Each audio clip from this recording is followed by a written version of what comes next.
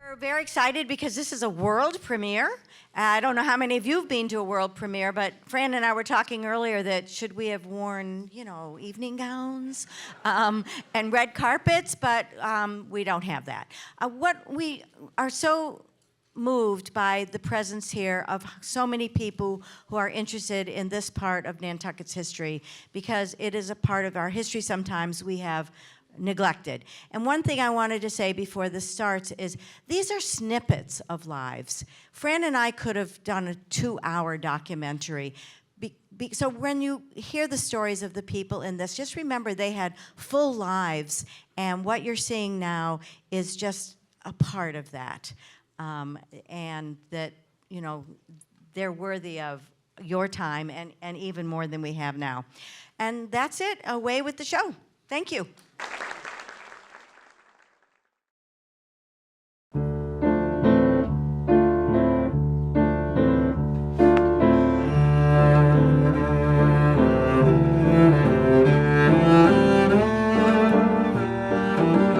In 1805, Nantucket's proprietors of the common and undivided lands voted that the black people may fence in 1 acre of land where their burying place is, in recognition that burials had already been going on here. In 2007, a group of friends of the cemetery, including people with family members buried here, with the support of the Nantucket Historical Association, placed a Nantucket boulder with a bronze marker in the cemetery. The stone and its placement in the cemetery were the gift of Augusto C. Ramus, otherwise known as Augie, also known as my father.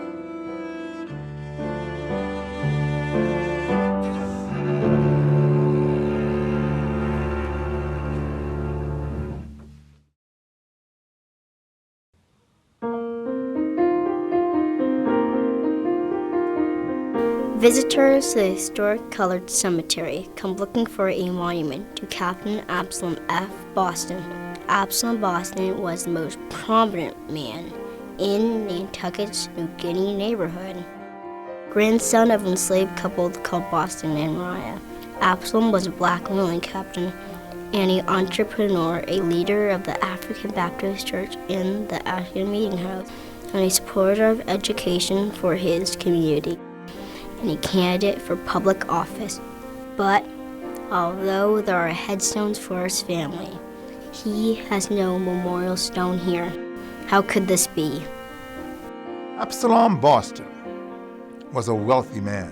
He owned 3 houses, a boarding house, a store, and agricultural land. After he retired from the sea, the income still came directly and indirectly from Nantucket's whaling economy. By the time of his death, the whaling economy was failing. In 1855, probate inventory of Absalom's estate showed that Absalom and his family enjoyed a comfortable, well-furnished household, including a portrait of Absalom himself. But just 2 years later, a second inventory revealed evidence of financial distress. Hannah had sold off one of the houses, and the second house was mortgaged. The value of inventory left in the store was almost nothing. After Absalom's death, Hannah had gone to work, but nonetheless, the total value of the Boston family estate had declined by half in the course of just 2 years. Of Absalom's surviving children, only his married daughter Caroline still lived on Nantucket. His sons Oliver and Thomas had moved away. Absalom married Mary Spywood, known as Polly, in 1808. Their son Charles was born the next year and lost his mother when he was just 3 years old. Charles needed mothering, and Absalom married the widow Phoebe Spriggins very soon after Polly's death. Absalom and Phoebe had 2 children together, Henry and Caroline. Phoebe cared for all 3 children, but they were not yet grown when she too died. Once again, Absalom remarried right away. His 3rd wife was Hannah Cook, from a prominent Black family in Dartmouth, Massachusetts. Together, they had 4 children: Phoebe Ann, Absalom Jr., Oliver, and Thomas. Absalom had lost 2 wives, and now he began to lose his children. Polly's son Charles was the first. He died in 1833 and joined his mother Polly here. Absalom Jr., whose headstone lies flat on the ground here, was the next. When Henry succumbed to tuberculosis and was buried next to his mother, Phoebe, and then young Phoebe Ann died. Of Absalom Boston's 7 children, only 3 survived him: Phoebe's daughter Caroline and Hannah's sons Oliver and Thomas. As a widow, Hannah Cook Boston was employed as a stewardess on the brand new steamboat Island home. 2 years later, it was reported that on Thursday of last week, while the island home was lying at Hyannis, the stewardess, Mrs. Boston, suddenly fell in an apoplectic fit. She remained speechless until Sunday, when death terminated her sufferings. Her funeral on Tuesday was attended by all belonging to the boat and a large number of citizens. There are no headstones in the cemetery for Absalom Boston and Hannah Cook Boston. All by herself, Caroline did not have the means to memorialize her father and stepmother.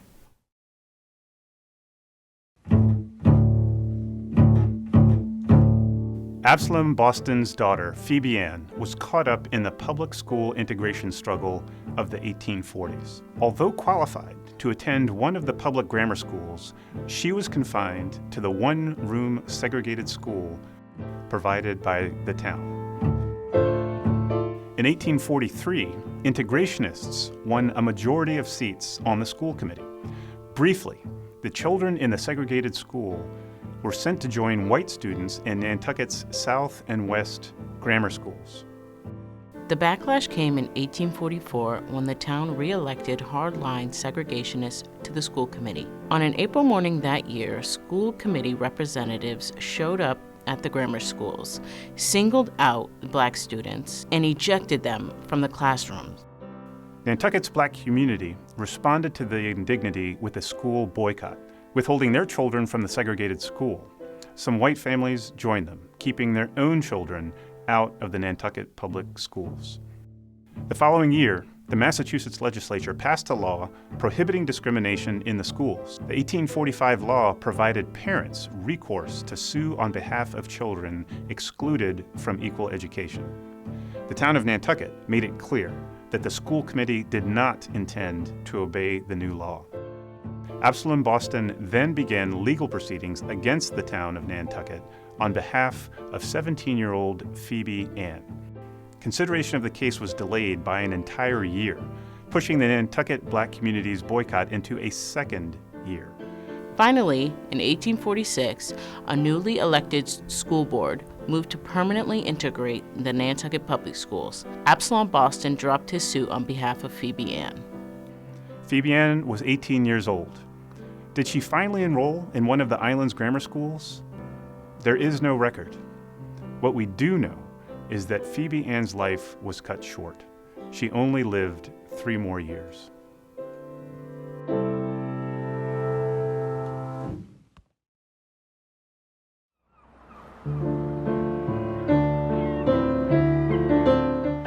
Whaling took ships to the Cape Verdean Islands, and so began the long history of Cape Verdeans crossing the Atlantic and coming to Nantucket.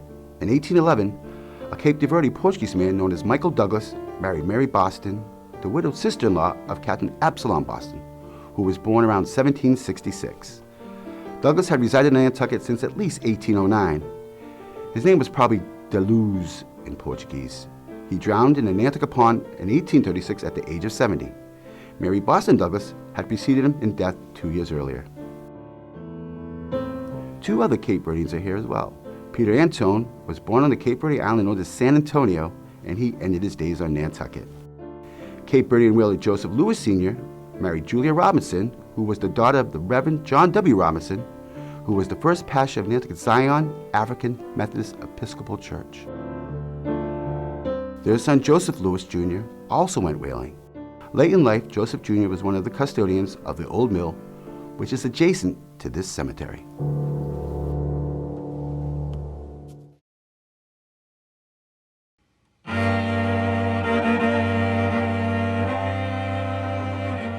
The story of Arthur Cooper conjures up one of the most dramatic days in Nantucket's history. Arthur Cooper was a fugitive from enslavement in Virginia who came to the island in 1820, having first landed in New Bedford sometime between 1815 and 1818. He and his wife Mary settled with their 4 children on Angola Street. At the time, the Enquirer said that Mary was free-born. On October 24, 1822, a bounty hunter who had been hired by Arthur Cooper's enslaver arrived on the island with a deputy marshal who was legally bound by the federal law to assist in the return of fugitives. The warrant included Mary Cooper. Their children, ranging in age from 3 to 13, were to be seized as the children of enslaved people. The presence of the bounty hunter did not go unnoticed, and the crowd from the New Guinea neighborhood was waiting at the Cooper's house in the early morning when he arrived. The crowd was determined to prevent the re-enslavement of the family. Meanwhile, the family inside huddled in fear. Members of the Society of Friends appeared on the scene. Magistrate Alfred Folger employed delaying tactics at the front door, methodically examining Griffith's documents and questioning their authenticity. The delays gave the Coopers time to escape from the back of the house. Arthur was disguised in a Quaker hat and coat. His wife, Mary, was 9 months pregnant. How frightened they all must have been scurrying across the fields to Vestal Street, imagining the hunters tracking them down. The Coopers were hidden in the white community for several weeks in case the bounty hunters would return. While hiding at the Vestal Street home of Oliver and Hannah Gardner, Mary gave birth to their 5th child, Arthur Jr. 6-year-old Anna Gardner wrote later that the sight of the frightened Coopers hiding in her house was the major impetus for her becoming an abolitionist and teacher in the African school. Mary Cooper died 4 years after the attempted kidnapping. Arthur Cooper was a respected man in Nantucket. He was one of the founders of Nantucket's Methodist Episcopal Church, called Zion's Church, which was nearby. In 2022, on the bicentennial of the attempted kidnapping, the town dedicated a memorial on Angola Street. There is a mistake on Lucy Cooper's headstone. It states that she died at the age of 110 years. It should read 101. Taken from Africa as a child, she was branded on the forehead and put to work digging ditches on a South Carolina rice plantation. As a fugitive from slavery, she reached Nantucket via Newport, Rhode Island. Having received Christian baptism and the name Lucinda Gordon, she married the widowed Arthur Cooper and outlived him by a dozen years. Enslaved before the American Revolution, she survived until after the Civil War. According to Mary Starbuck, later a founding member of the Nantucket Historical Association, she and other white children living near the Cooper's home organized a drive to pay for the headstone for Lucy Cooper, and in the process learned firsthand about covert racism, when some of their requests for contributions were rebuffed. She wrote, "We finally gathered in about $18. Eliza's father paid the extra amount, about $6, and Aunt Lucy had a tombstone to match that of her husband, whom we had not had the pleasure of knowing."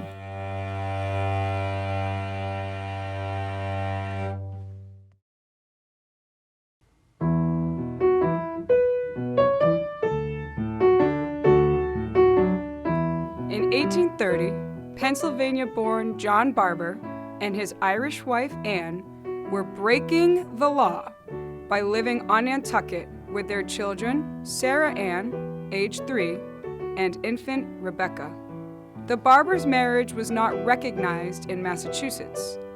A Massachusetts colonial statute prohibited marriage between people of European heritage and African heritage. After the American Revolution, the prohibition was expanded to, quote, Negroes, Indians, and mulattoes. Anyone solemnizing such a marriage was subject to a fine. In the eyes of the Massachusetts law, any children born to an interracial couple were illegitimate. The Barber family grew with the birth of John Jr., Anne, and Philip, all classified by the census as, quote, mulattoes. In 1839, Anne Barber gave birth to triplets, who did not survive. Sarah Ann died at age 8 and was buried here. The Barbers, active in Nantucket's Baptist Church in the African Meeting House, were left to live in peace. John Barber lived to see the Massachusetts law that stigmatized his family repealed in 1843. He died 10 years later at age 53 and was laid to rest here with his daughter, Sarah Ann.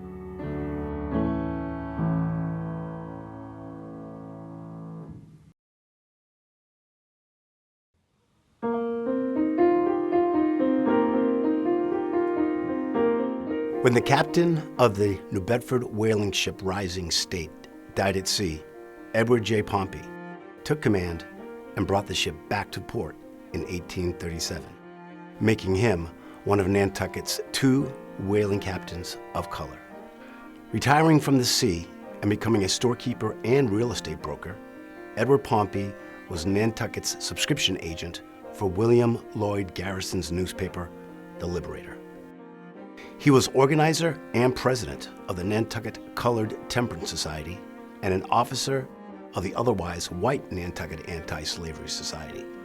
During the movement to integrate the Nantucket public schools, an 1845 petition to the Massachusetts legislature signed by E.J. Pompey and 104 other black citizens of Nantucket asserted that the undersigned inhabitants of Nantucket respectfully represent that they have between 30 and 40 children who are deprived of their right to equal instruction with other children in our common schools, and that they can have no instruction from the town unless they submit to insult and outrages upon their rights, quite equal to being imprisoned in the South Carolina jail, and for no other reason but color. When Edward J. Pompey died 3 years later at age 48, his estate contained a large number of abolition books and books of history, literature, biography, health, and bookkeeping.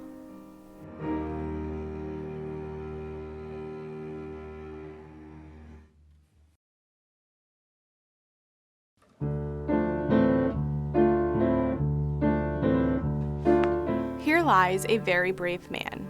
The Reverend James Crawford was born into slavery in Virginia.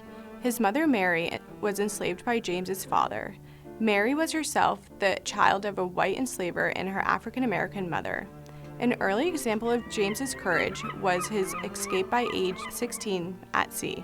He spent several years working on merchant ships and may have been a cook on a Nantucket-owned ship. When he left the sea, he settled in Providence, Rhode Island, where he worked as a barber and a licensed minister. In 1848, he accepted an invitation to become pastor of the Baptist Church at the African Meeting House on Nantucket. He served the congregation for 42 years. Within a year, he opened a barbershop on Main Street to supplement his meager salary. James's wife, Ann Williams, was born in Charleston, South Carolina, to Nancy Williams. Ann and her sister Julia were sent north by their mother to be educated. Julia married black preacher Henry Highland Garnett, who she had met at school. He went on to an illustrious career as an abolitionist preacher and, in 1880, became the U.S. ambassador to Liberia. Their third sister, Diana, remained in Charleston with her daughter, Cornelia. In 1857, Diana and Cornelia left to join Julia and Henry Highland Garnett in Jamaica. Tragically, their ship was boarded in southern waters, and the women were taken into custody by a man named John Maffitt to be sold into slavery. Mother and daughter were separated, with Diana sent to Charleston and Cornelia sent to Wilmington, North Carolina, pending sale. On Nantucket, James and Anne Crawford got the terrible news from Jamaica. James wrote to John Maffitt, who wrote back demanding $1,900 for the purchase of Diana. Maffitt wrote that Cornelia had already been sold and he expected to close a deal on Diana soon. James Crawford sprang into action. With the help of members of the Society of Friends in New England and in England, money was raised by Diana and she came north without her daughter. The next campaign was to raise money for Cornelia. James Crawford went on speaking tour around New England and Canada and managed to raise money to buy his niece, whom he had never met. James Crawford, with his light skin, light brown hair, and blue eyes, was able to pass as white. Risking his own freedom and safety, he embarked on a perilous journey, disguised as a white man, intending to buy a human being. Had he been caught, he would have been re-enslaved immediately. Fortunately, he made it safely to Wilmington and successfully paid for Cornelia. The two set out by train, him in a whites-only carriage and her in a baggage car, until they passed into free territory. It must have been a dramatic moment indeed when Cornelia found out that the man who had purchased her was her uncle by marriage and that she was on her way to rejoin her mother. James Crawford later told his fellow Nantucketers about the terror he felt as a fugitive passing for white should he have been discovered on their journey north, and for Cornelia, unprotected and alone. When his mother, Mary, slid into dementia, his former enslaver wrote to James to take his mother and she rejoined the household on Nantucket. Mary is buried here in the family plot. Anne Crawford died shortly after her sister arrived on Nantucket. Diana became James's second wife. Sadly, Diana died after just 2 years of their marriage. Reverend Crawford's third marriage was to a widow, Rebecca Elaw Pierce, daughter of a famous African-American Methodist preacher, Zilpha Elaw. James and Rebecca were married for 15 years, and James lived 15 years after her death, serving at the Pleasant Street Baptist Church, the Summer Street Baptist Church, and the town-appointed chaplain at our island home.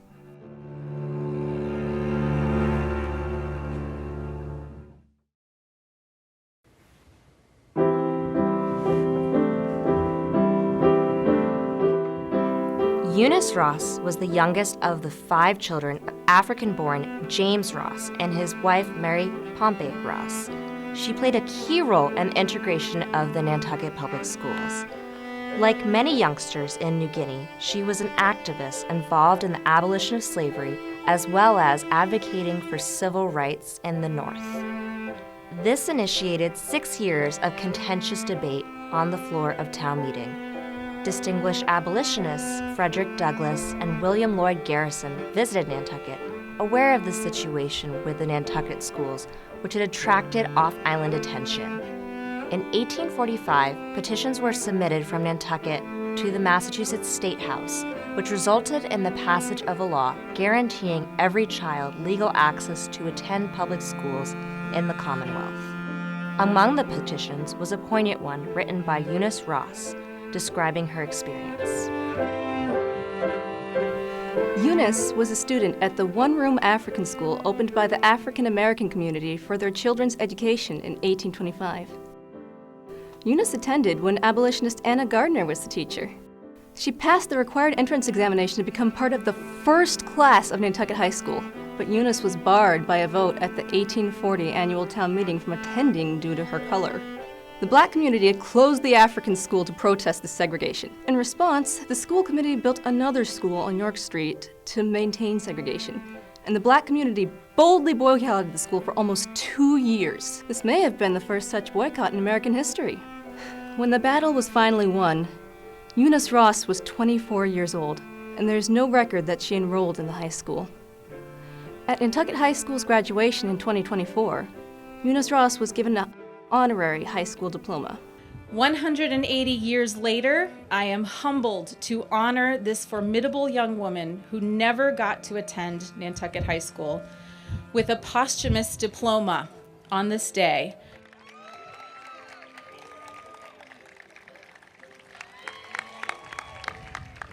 Little is known of the rest of Ununice Ross's life. She was probably supported by her family members, including Sarah Ross, buried next to her sister. Sarah spent 63 years in domestic service. Maria, another sister, worked for the steamship for many years, and she may also have contributed to her sister's support.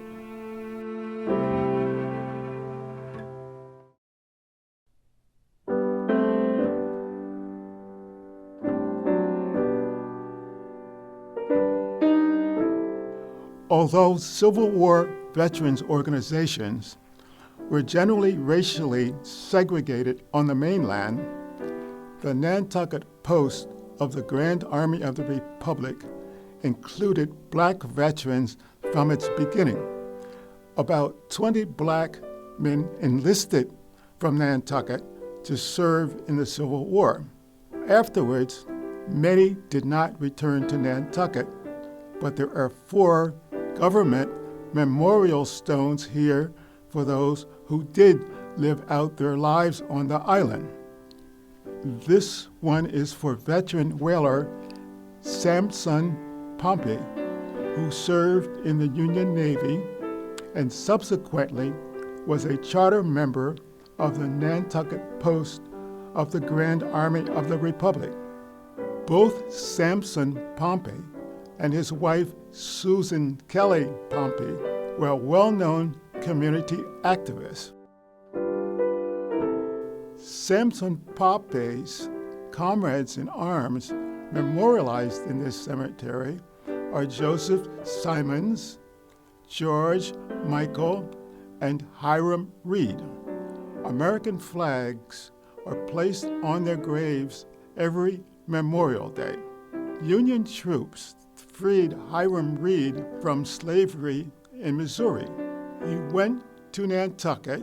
Instead of enjoying his freedom on the island, he enlisted in the Union Army, 5th Massachusetts Cavalry. He served with distinction, receiving a commendation for bravery.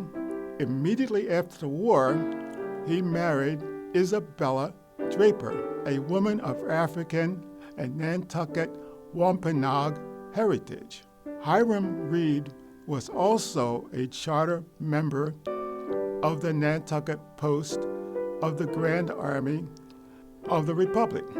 He and Absalom Pompey, in their uniforms, appear in photographs of the assembled Nantucket veterans as late as 1909.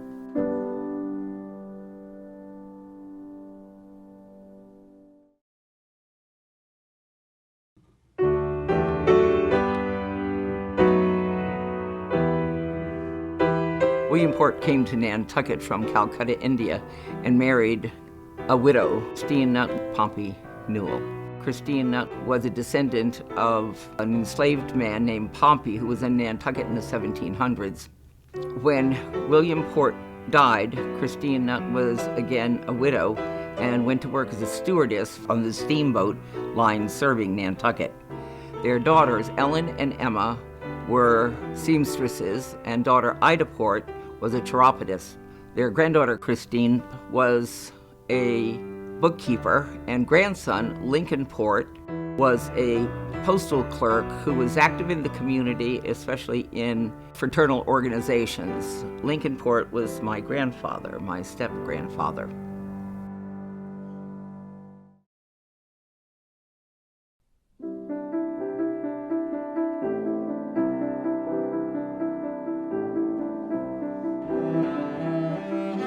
Charles Grant was born in Kingston, Jamaica, while his wife Rachel Seeker's birthplace was Winslow, Maine. At the time of Rachel's birth in the mid-1850s, the African American population in Maine was tiny. On Nantucket, they opened a saloon on South Water Street. During Prohibition, it became a restaurant. The Grants continued to own the property and rented it out to the proprietors of the Opera House Bar and Restaurant. With 80 years of operation, the property was the oldest black-owned business on the island. At 75 years old, the chicken box is just catching up. Charles Grant Jr. was appointed Nantucket's fish warden. His Georgia-born wife, Ruth, supported Nantucket's community of black domestic workers and organized annual summer events to support the Summer Street Baptist Church. She lived until 1985, and with her burial, the Grant family group was complete.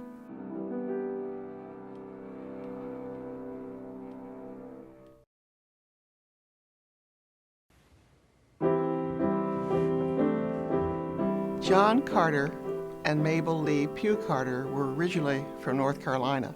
They were living in Philadelphia in the 1920s when Mabel, a seamstress, visited Nantucket and convinced John, a postal worker, to purchase land near the old mill and build Windsor Cottage as a summer retreat from Philadelphia.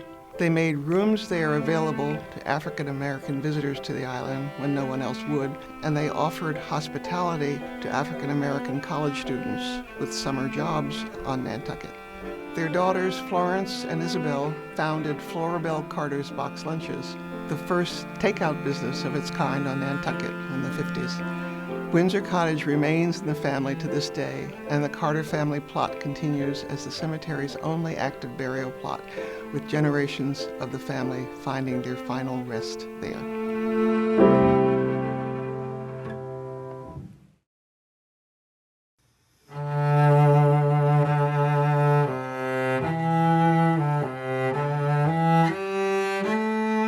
Wilkes Square, in front of the Nantucket American Legion Hall, was named for Francis Leroy Wilkes.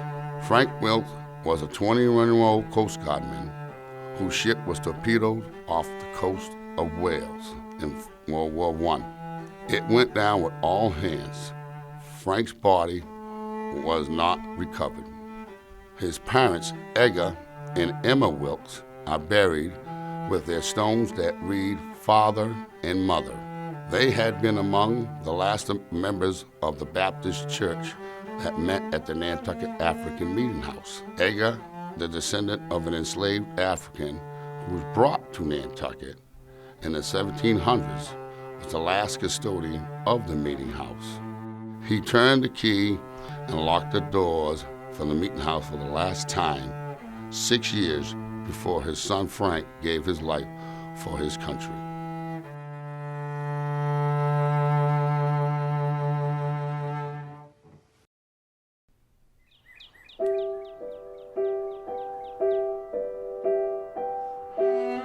There are many people who found their last resting place here whose graves are not marked. Perhaps their grave markers were wooden and perishable. Some grave markers have fallen and grown over. Some have likely been carried away. One bearing the date 1798 was last seen in the 1960s. The cemetery fell into disrepair, with no one taking responsibility for its upkeep until 2002, when it was documented by 4 students of Barbara Ann White, a teacher at Cyrus Pierce Middle School, with the assistance of the Wannacomet Water Company. The cemetery is now administered by the Nantucket Cemetery Commission and is a member of the Black Cemetery Network. Among the people we know to have lived and died in Nantucket, and who probably were interred here, were at least 8 Pacific Islanders. There were also New Guinea residents whose names and lives are unfamiliar to us, nearly but not quite entirely lost. Here, at least, are the names of some of them: Lippy Dingle, Lucinda de Blush, Pascal de Grasse, Eliza Tota, Rada Porridge, and Venus Peters. Esther Pompy, killed by lightning in 1788. Susan Simons, found dead on the common sand near Beacon Light, south of the creeks in 1836. Daniel and Andress Gardner, whose seagoing sons Joseph and Oliver died in New Orleans mysteriously in 1837. Most notable in its absence is any memorial to Geoffrey Summons, who became a prosperous resident of New Guinea and provided the land for the African meeting house with the proviso that a school be kept in it forever. May they all rest undisturbed in this venerable ground.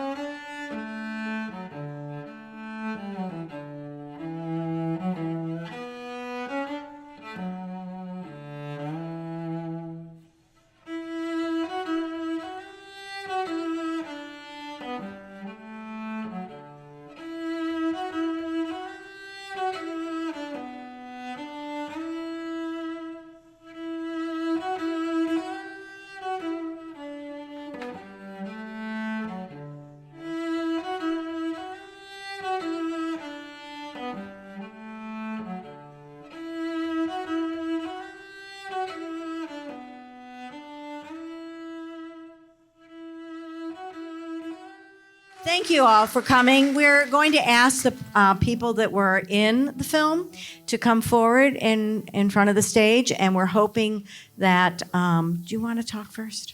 Yeah. While they're coming up, so we're going to have a question and answer. We're going to keep it short as possible, but also we're willing to say a little extra if that works as well.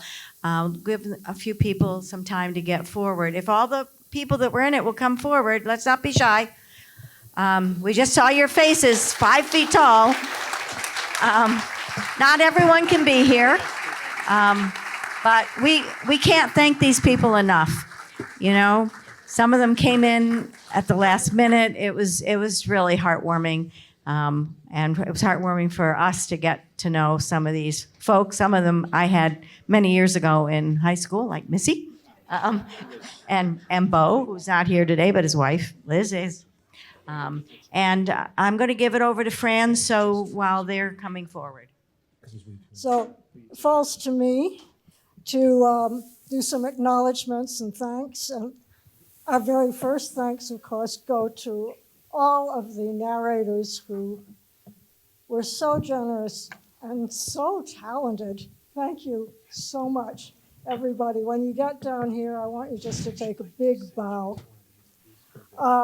I also want to acknowledge Molly Glazer and Isaiah Williams, who produced the script. Molly, Isaiah, where are you?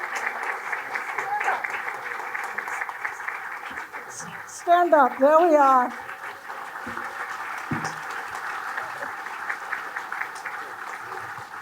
I'm not sure where Mark is over there, our acting coach. He was a very important part of it. We want to thank Paul Sanderson of Our Town Films. And in absentia, Jerry Murphy, who was a film editor, who isn't here today, but hooray for Jerry. He was so generous and hardworking. Thanks to Nantucket Community Television. They're here today, but they also made their facilities available for filming the narrators.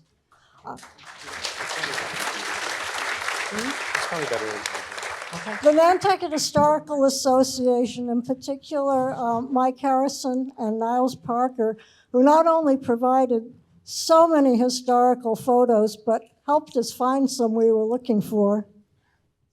Are Niles or Mike here? Niles. Thank you. Okay? And the town clerk's office was so patient and helpful to us. So thank you to the town clerk's office. And to Josh Gray and the Dreamland Theater for this event today.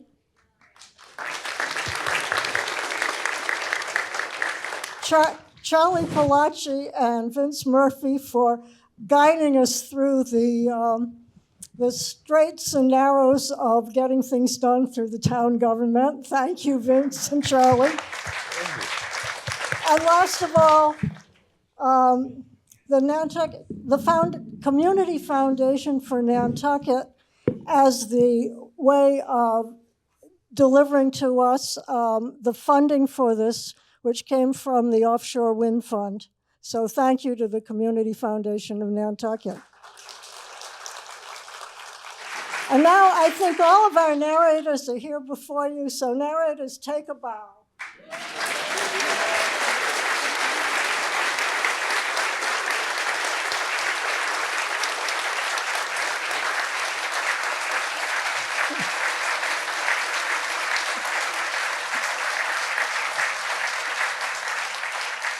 And last but not least, we've dedicated this film to the memory of three really important people, to Helen Payson Seeger, to Augie Ramos, and to Catherine Flanagan Stover, who all had so much to do with the care and preservation of the cemetery. So thank you.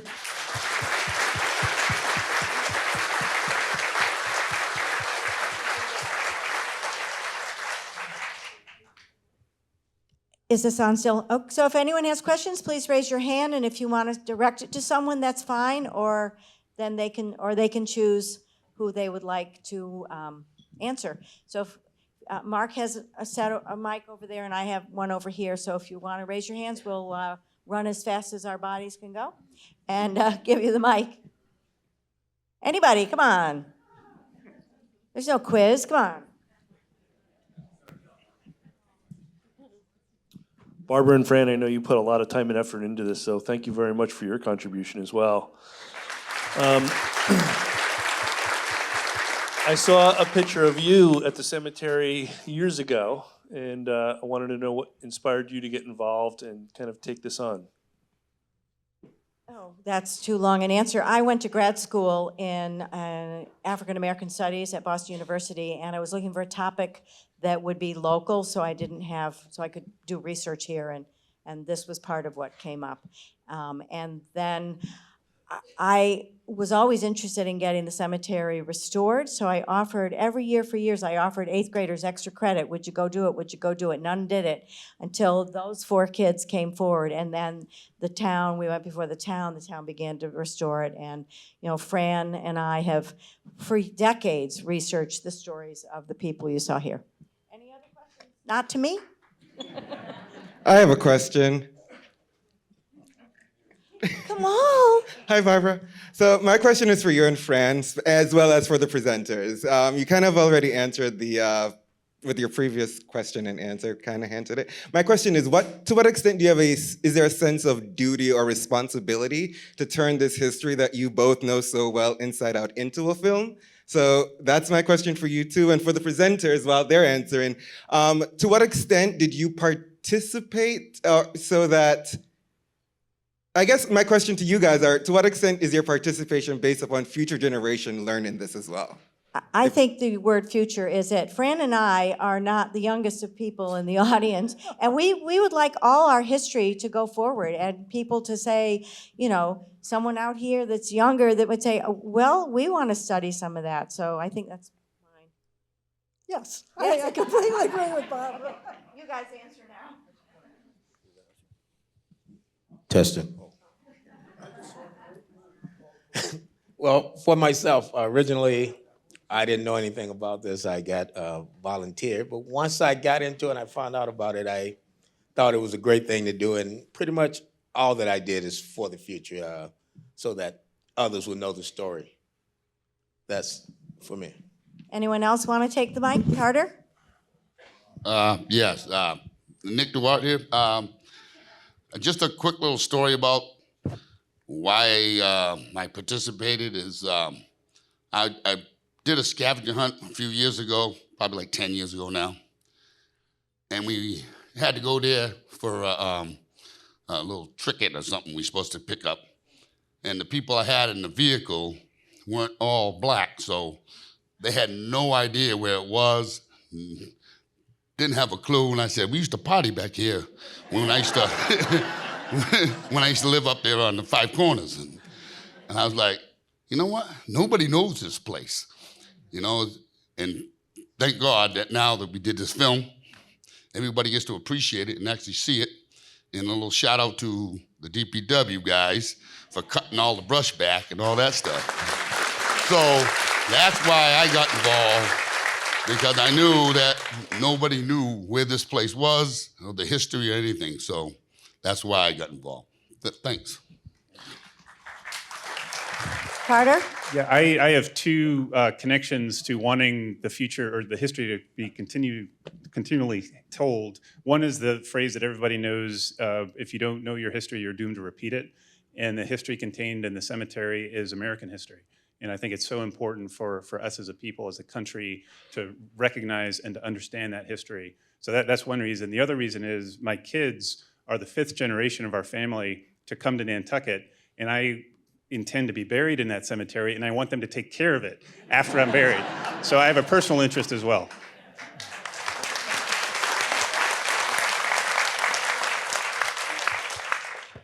Hi, I'm Curtis Barnes, former town crier, and I have stayed in Windsor Cottage with the Stewarts for many, many years. Don Stewart and I were colleagues at the University of Pennsylvania, and when we first came to Nantucket, he said, you ought to stay in Windsor Cottage. And I will tell you, it's a wonderful place. The memories are there. I help them repaint it once in a while as part of my rent. But I'd like Isabel to tell us a little bit about lunch, the lunch business they had off the porches. That would be fun to hear about she and her selling lunches. Thank you. Oh, dear.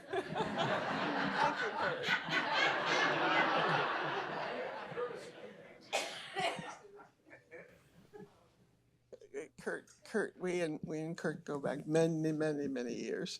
The lunchbox business. Oh, sorry. The lunchbox business started. I guess it was in the 40s, in the 50s. My aunt, there were, two grandparents built Windsor Cottage, Kurt Reverend, in 1926. We're coming up on our 100-year anniversary, which I'm pretty proud of.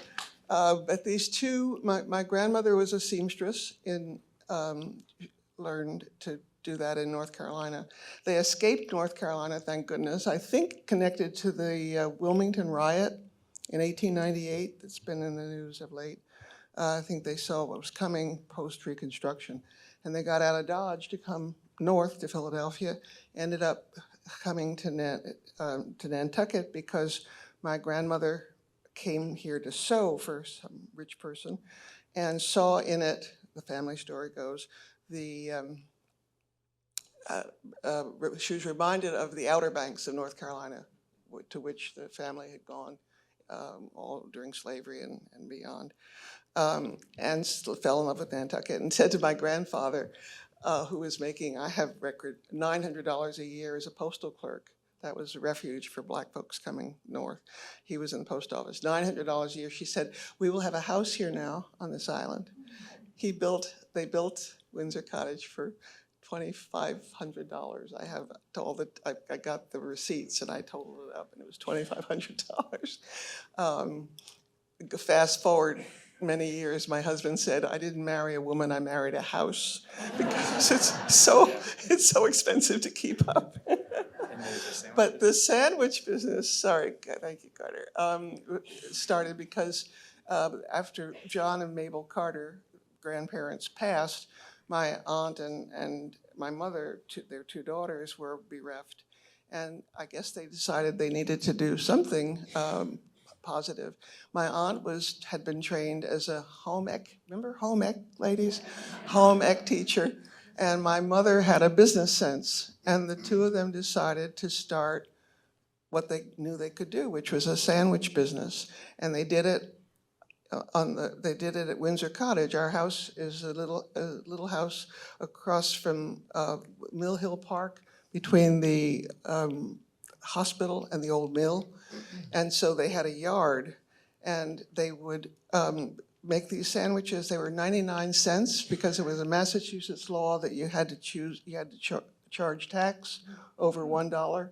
So the sandwiches were in a box and a cupcake and maybe a piece of fruit, I think, as I remember, for 99 cents. And they were so good and so popular that people lined up in the yard to buy these sandwiches. And it was called Florabelle. My mother was Florence, my aunt was Isabel. Florabelle Carter's Box Lunch Business. And it...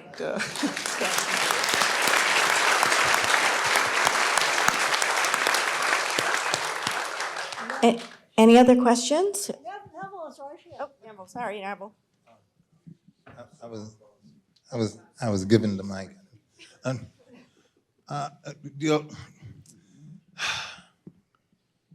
I happen to like Black history. I really like it. It's something that I'm glad about here. The Carter family. I know a few years ago, my daughter was a filmmaker. She came up and she kept telling me about that young man over there, because she was visiting him, and or his wife, I don't remember which, and I was trying to find him, and I'll see what he looks like. That's interesting. When I first came to Nantucket, getting involved in this was a great pleasure. I was very honored to be asked to take part in this. I knew both of these teachers. I called them teachers for many years.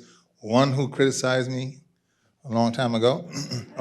I got the criticism, but I'm glad I wasn't here. I was overseas, but my wife called me and told me about it. And I'll tell you what that was about. It was interesting, though, because of where history is.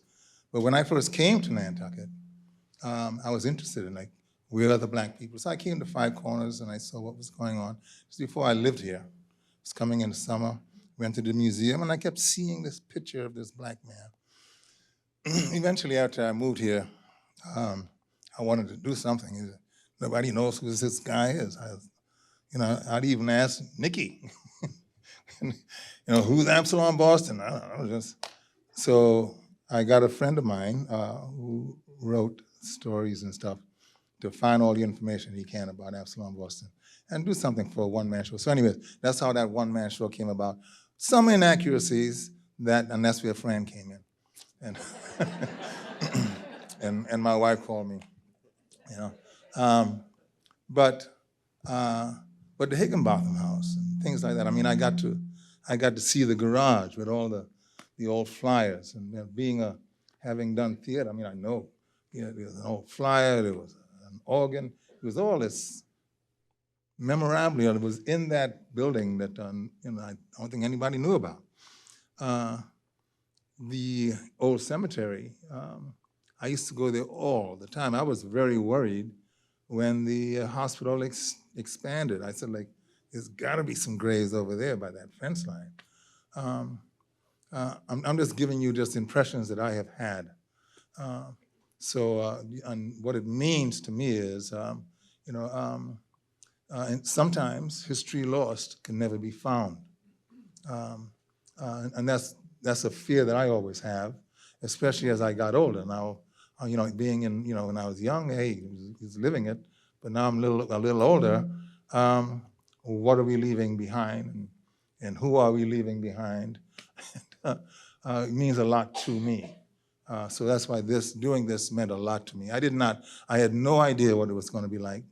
I didn't even know that if I was going to be accepted and put in it. I heard, oh, you're good, you're gonna, but I really did not know. But I sat up there and I saw it, and my first impressions of it was very, very well done. It really touched my soul. It really touched me a lot, and I hope it did the same for all of you.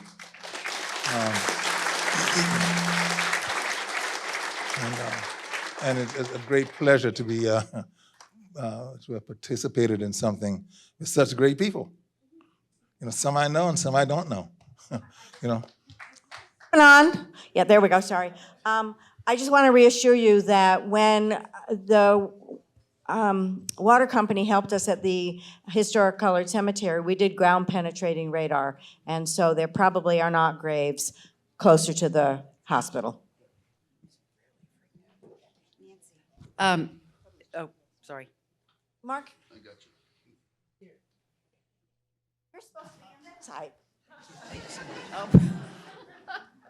I was just wondering, all the lovely people who are on stage right now, if they could just identify themselves and to just let us know which family they're descended from, perhaps that was in the movie. I'll start. I'm Nick Duarte, but I'm not. I have no family members buried in that cemetery. Oh, I'm a Islander. Nick Duarte. All right. Partied in high school? No, this was before high school when we had Franklin. True confession. My name is Janet Hudson, and I did speak about the Charles Mary Seco and Charles Grant from Kingston, Jamaica. So I really felt like I was doing honor to Charles as a Jamaican to come here and speak about him.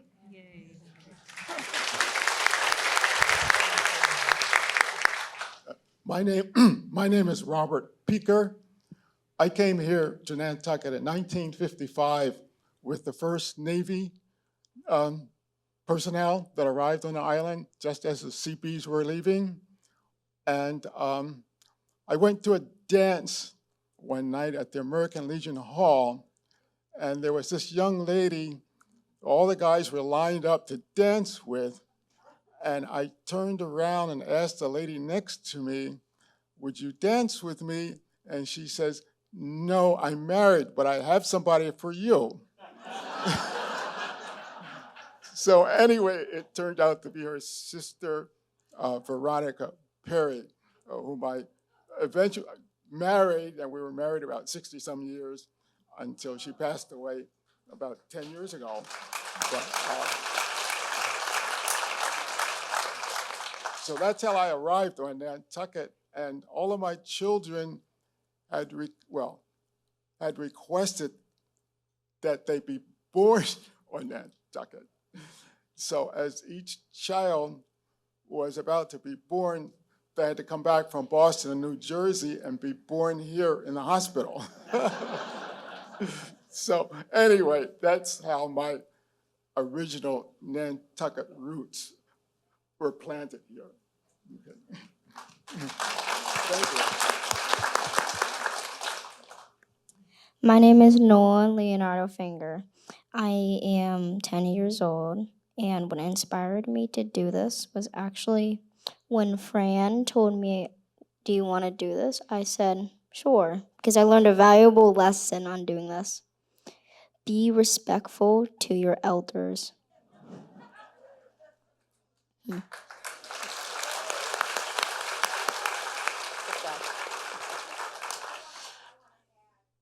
Add that Nolan is the only person on the front, in the front there, who actually memorized his part completely.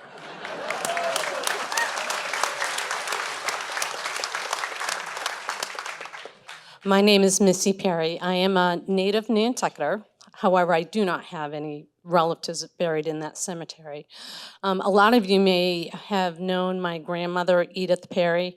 They owned 30 acres, so many of you may have frequented that place out on Bartlett Road many, many moons ago.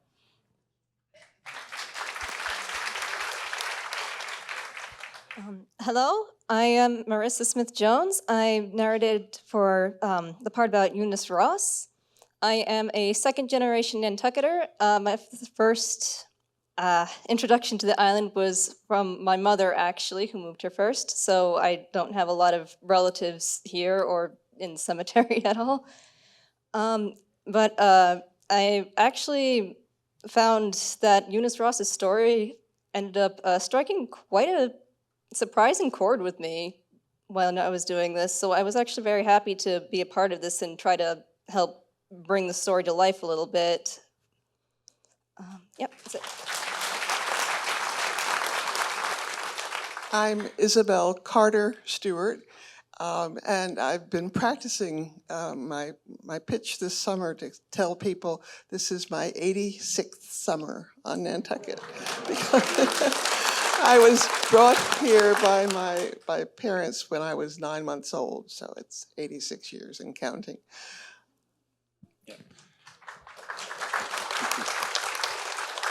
And I'm Carter Stewart, my mom's son, my great-grandparents, my dad's aunt, my dad's sister, my grandmother's sister, and my uncle are all buried in the cemetery. I'm Vanessa Moore, fifth generation Islander. My grandmother, Missy's grandmother, and Nikki's grandmother are one of 13. And I do not have anyone in that cemetery either, but I do think it's important that we keep this alive so that my grandchildren and their grandchildren will always remember.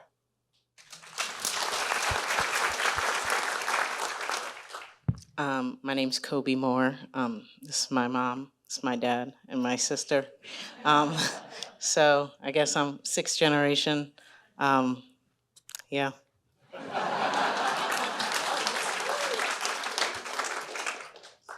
I'm Richard Moore.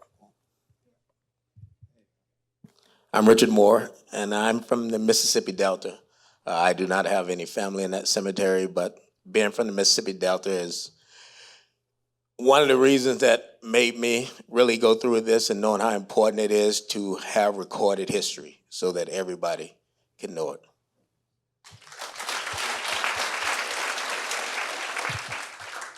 And I'm Drew Moore. This is my family. And I also think it's very important. So, you know, our children, younger children, high school age, you know, middle school age, all the schools here are able to show this film so that the students can learn about it as well as they're learning about other history. Nantucket is so rich in history, and I don't think we teach it enough.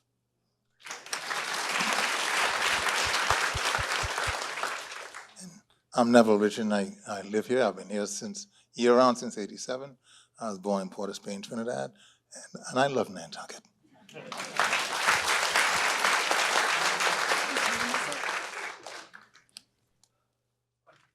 15. I think the Dreamland is going to want us, right, to be wrapping it up unless anyone has any more questions, because I know they have a film later. But we can take a few more questions. We don't want to cut anyone out.